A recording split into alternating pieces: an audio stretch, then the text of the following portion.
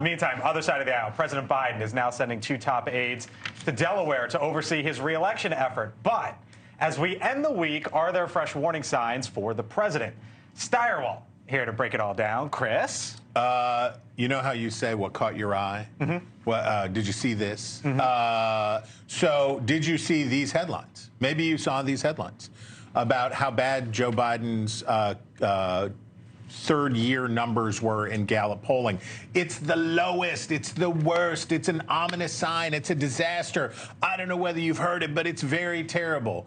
Meh, okay. Look at these numbers. Here are the third-year approval numbers. And it is true that Joe Biden has the worst third-year job approval rating of any president since Jimmy Carter. But you know who had the lowest approval rating in his third year since Jimmy Carter?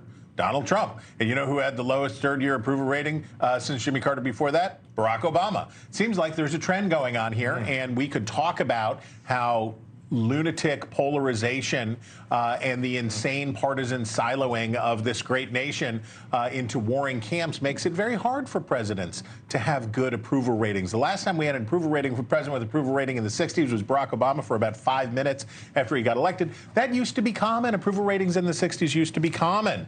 But that's how he really stacks up. But here's what matters. Is he going to win re-election or not? That's what you care. That's what everybody wants to know. Will Joe Biden get re-elected? Look at the and those who lost. What kind of strong correlation do you see between third-year approval ratings and re-election? Looks like none. Looks like basically almost no correlation between those things. George H.W. Bush was walking on water in his third year. It was tremendous. He had won the Cold War. He was defeated Saddam Hussein. He was not going to do it. And then what happened? On the other hand, you see over on the other side, Ronald Reagan, Barack Obama, very low numbers, relatively speaking. They went on. Reagan went on to the biggest win in modern electoral history. Okay, what makes the difference? Here's your next graphic. Thanks to Caleb and company. Here's your next graphic.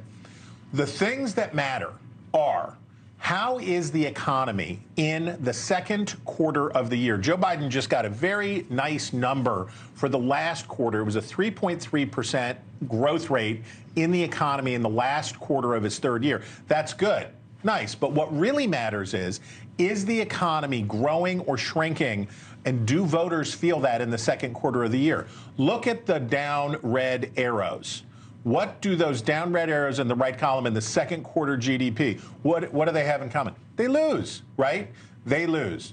Jimmy Carter, the economy is contracting. George W. Bush got away with it barely. It was only 1 point. He skated. Yeah, there were war issues. There was all of that stuff. And Donald Trump had the worst. It was 33 points. The economy was contracting because of coronavirus, and he lost.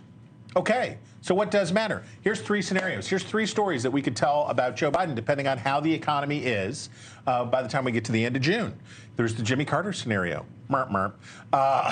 Low ratings now. The real recession kicks in, loses in a landslide. Boom. That's scenario 1. That could still happen to him. Second scenario is the George H.W. Bush scenario.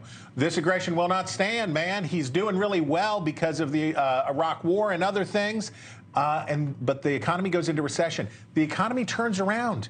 In this quarter, in his re-election year, the economy was actually getting better. The recession was over, but people weren't feeling it yet, and so he lost. And then there's Ross Perot, the giant sucking sound, right? He had a third-party candidate who made it bad for him. That's the danger for Biden. What Biden's looking for, he wants to do an Obama. Polarized numbers, keep his approval rating low, but he's beating those low expectations with modest economic growth in the second quarter, and then he turns the focus on his challenger. In that case, Willard Mitt Romney. In this case, it's Donald Trump, and says it's a choice election. You don't want this dude. It's good enough. So there you go. Breaks it down. Thank you for watching, and make sure you go to joinnn.com to find NewsNation on your television provider. And don't forget to click the red subscribe button below to get more of NewsNation's fact-driven, unbiased coverage.